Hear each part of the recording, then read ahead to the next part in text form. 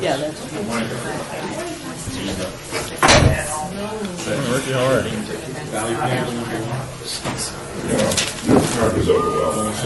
Was it? I have to work at it. We'll call the recommending meeting to order. Today is November 30th, 2010. Thank you. Are we in compliance with the open meeting law? Yes. Great. And I would like to let everyone know that bills are moved out of the committee today. Bills that are moved out of the committee today will be eligible for adoption at the December 15th City Council meeting. So with that being said, the first line item of business, which is Bill number 2010-49, which grants Southwest Gas Corporation a non-exclusive franchise to install, operate, and maintain a transmission and distribution system to provide natural gas to consumers within the city. Staff? Yes, committee members, as you know, we have several franchises that provide different utility services throughout the city. Those are typically on a 15-year, 20-year, 25-year time frame, sometimes less, sometimes more. The Southwest Gas franchise is due to expire at the end of this year. This ordinance would adopt a new franchise agreement to last for 15 years. The sequence is a little strange because the charter requires us to adopt these by ordinance and also requires that the council have a public hearing. So the public hearing on the actual terms of the franchise agreement will be on the 15th, and we have to process it this way, but you're free to ask any questions. We have Mr. Chris Ware from our office, who is our franchise officer, and also various representatives from Southwest Gas here, if you have any questions about the terms of the franchise. Okay. With that being said, is there anyone here willing to speak on this item? So please come forward, state your name for the record. Be glad to hear from you. Mr. Ware, anything? Any representative from Southwest Gas? I guess the one thing I would say is that this is just a very typical franchise agreement. There's nothing unusual about it. It covers the usual topics of bonds, insurance, right-of-way permits, indemnification, those sorts of things. So, yeah, there's nothing particularly unusual about it. It was a pleasure working with Southwest Gas. I think it's a good agreement. Okay. Hearing that. Council? Motion will be to refer to the City Council with a due pass recommendation. All in favor? Aye. Aye. So moved. Thank you all. Bill number 2010-50 allows, under limited circumstances, the expansion, enlargement, or alteration of certain non-conforming sexually oriented businesses located within the downtown Centennial Plan area. Staff? Margaret Wheeler, Planning and Development. This bill is brought forward based upon current circumstances where within the downtown Centennial Plan area we have 3 venues with live entertainment, and these businesses are ones that will not be going away. Non-conforming businesses, the purpose of non-conforming uses and not allowing them to improve and perpetuate themselves is that we'll anticipate that they will go away. These are the types of businesses that will not be going away, and those structures will continue to be there whether they are falling down or not. Businesses located within the city's manufacturing zones, such as Treasures and others, are of course allowed to expand and rebuild, and businesses in the county have built very large structures brand new. These businesses, because of their zoning and location, are inhibited from doing so.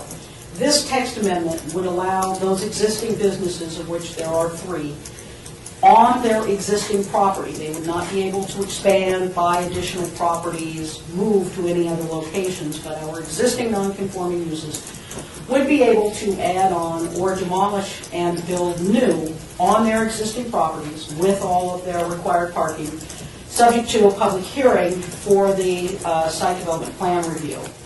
This would allow those buildings then to rebuild. There would not be new uses brought into the city, but the existing uses would be able to improve their buildings. That is the intent of the text amendment. Staff and the Planning Commission recommended in favor. Thank you. Okay. Question for you, Margo, for just point of clarification from what I reviewed in the text amendment. So one of the three, or all three of the non-conforming buildings within the downtown Centennial Plan will have an opportunity to completely take the building, the structure, Down, all the way down and rebuild yes. back up again, as long as it exists on the identical size footprint. No, on the identical parcel. So on the identical parcel. Right. So They can't Then- buy next door. okay, so then my next question then would be, one of the three or all three will have an opportunity to take the structure completely down and build where the current parking lot is located and making the previous building location a parking lot, basically swapping. If it's on the Swapping the same two. parcel, yes, they could do that.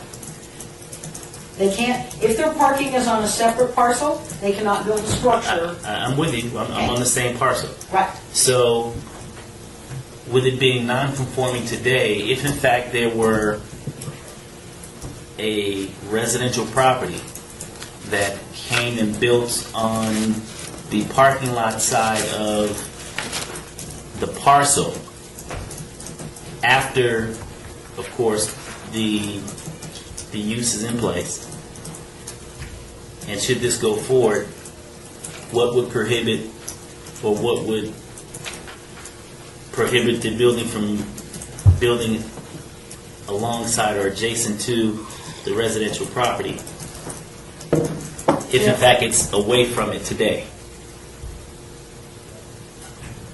The site development plan review that would have to be approved by the planning commission and the city council. So setbacks and, All of that has to go through the public hearing process. In other words, the uses aren't allowed to just tear down and build brand new without the public hearing, without reviewing setbacks, parking, design, site distance, all of that. Still has to be reviewed. And again, you're correct that the building can move on the lot, but the parcel line does not change. I'm with you on the parcel line. Right. But the site development plan review But the site development plan review will basically dictate where on the lot it where on can the lot it can be, be placed. what the setbacks are, where the parking is, where the windows are, the height of the building, all of that. Landscaping is all subject to the site development plan review.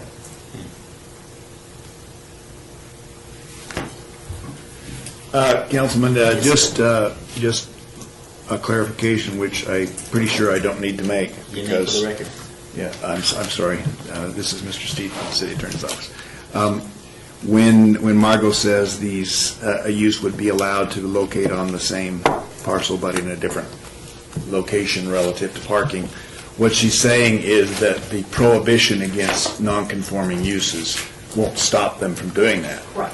But something else may stop them from doing that, meaning your review of a major site plan, just like applies to anybody else. You turn down a lot of site development plan reviews because they're not good planning.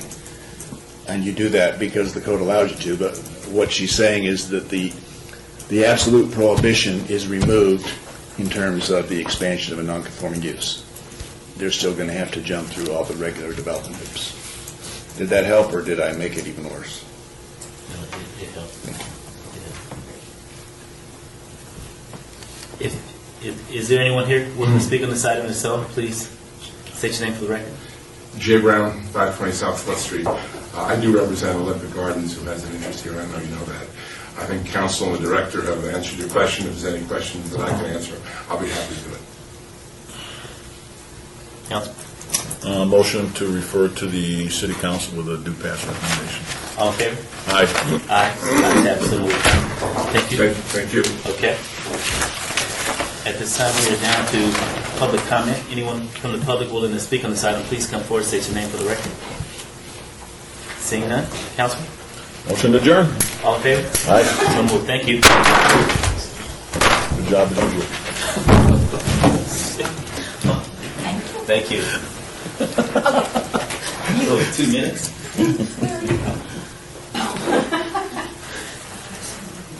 Long for the good old days of the animal neutering. We can bring you some.